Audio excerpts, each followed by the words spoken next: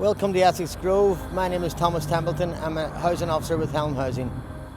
This is a development that we built ourselves back in the year 2000, 32 units of family housing. But like many inner city social housing schemes, there are problems with antisocial behaviour. I've had a lot of complaints over the past few years about drugs being dealt openly in this area. People were selling drugs from this alleyway, passing them through into the street. The steps that we took to try to put an end to that was to double board the fencing so that the drugs couldn't be so readily passed through.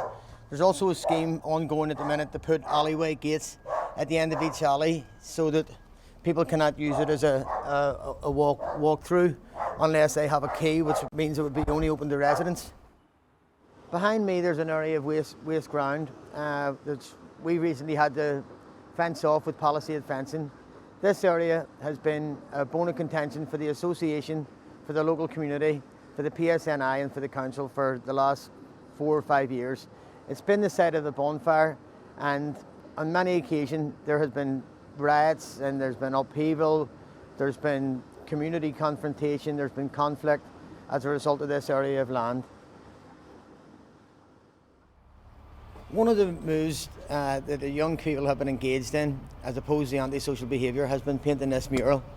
Along with the local community groups, this mural here is a good reflection of the kids playing street games.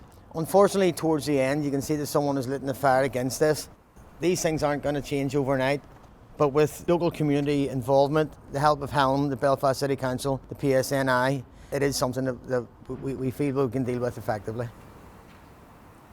This mural has recently been completed by the young kids in the area, a lot of whom had previously been engaged in antisocial behaviour. The purpose of that was to try to emphasise to those kids that they had more to offer to the community, they could be more benefit to their own community by being positive, and instead of looking for wanton destruction every year, this is the kind of thing that they could put back into their own area. Keith, you would be of the same opinion of myself that the turning point has been the residential course that we all attended down in Rostrevor in April of this year?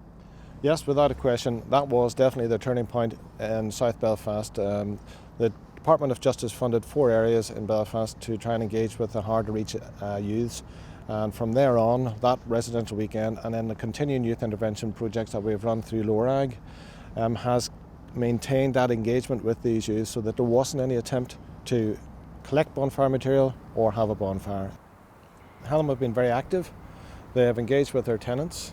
They did a flyer notifying their tenants of the potential repercussions if they were to engage in this antisocial behaviour, and it's a partnership approach which has made all the difference.